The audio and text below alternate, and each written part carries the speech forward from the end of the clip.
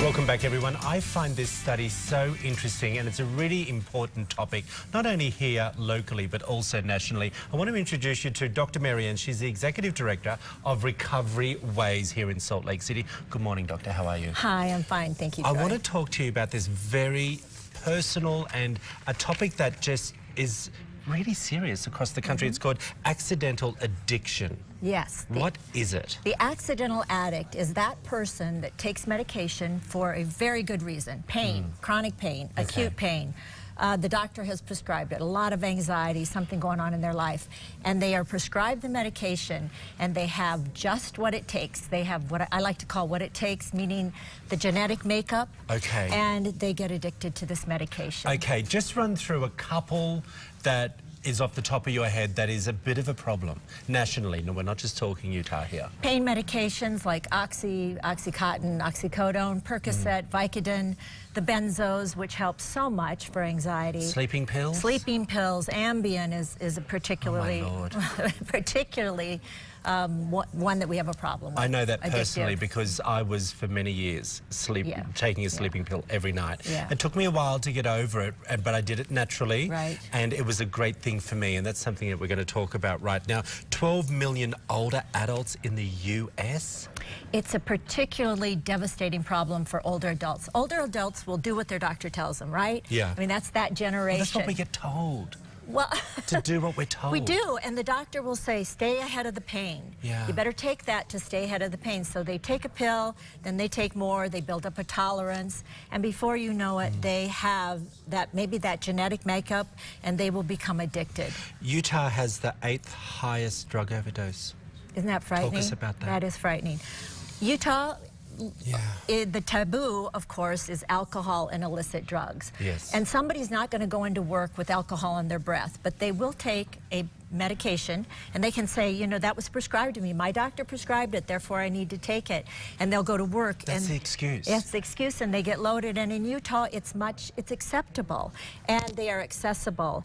There is not that taboo on prescription drugs as there is on alcohol, and the legislature knows that, and in 2009 they have taken some steps working towards how can we help this devastating problem. Dr. Marianne, there are so many stats here regarding this treatments that you're doing and the surveys that we've found, but I think what I want to get across to everyone is there is a way out. There is an option for families. Tell us a little bit about, if we have our mother or our father or our older brother or sister, if you think that they're addicted, what are the signs and how do we fix it? Okay.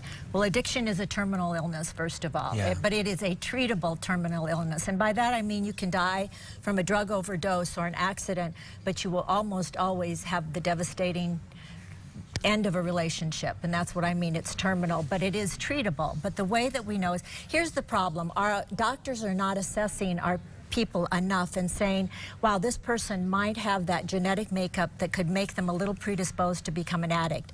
We're not very good consumers. We don't ask the right questions. We don't find out how these medications will affect us, right? We just do it. So we have to be better consumers. But let's say that someone that a loved one, it's up to all of us. It's up to employers, it's up to the mental health professionals, it's up to everyone, our doctors, that we have to look at our loved ones and the people that we know and say, I might suspect that person is, you know, they're acting erratically, they're taking too many medications, their whole life has changed, their daily routines have changed. We need to get that person an assessment, a comprehensive assessment. Willingly, though. Well, they don't come along willingly. No, but a willingness to try. Maybe not willing, but a willingness to try, because basically they know that something's wrong. And it's often a cry for help. You know, it'll be a little cry for help, but that's our responsibility, isn't it, to each other? Isn't that part of our humanity, Troy? Well, I agree. Coming from an alcoholic family, I get that. And they believe it's a different synopsis when you're talking as from an alcoholic to someone who takes too many prescription drugs. Two completely different stories there. And two different denials. Agree? What do you do? Tell us about your business. Well, we to are help us. Recovery Ways is that we are a treatment center, and we are a residential, outpatient, and a day treatment center. Not everybody needs residential treatment. So the key is having that person or calling, getting the help, reaching out. It is available. It is treatable. Get people help, get them the information that they need, get an assessment, have them get an assessment. We're here for guidance as well as to get people into treatment. And it has to be accessible. Treatment has to be accessible. Tell everyone how to and get hold of you. affordable. www.recoveryways.com Yep. is the best way. Go to our website. Yeah. That's what we want. Look at the website, educate yourself, make that call so that we can help you. All right. I want to have you back. I Because wanna be back. think your information is Thank you. incredible and something that we as Utahns need to seriously address, not just for ourselves, but Yeah. also for our family members, if you think they have that problem. Anytime. Thank Love you to so talk. much. This is I my think passion. you're wonderful. Thank you. Hey, Glenn, what's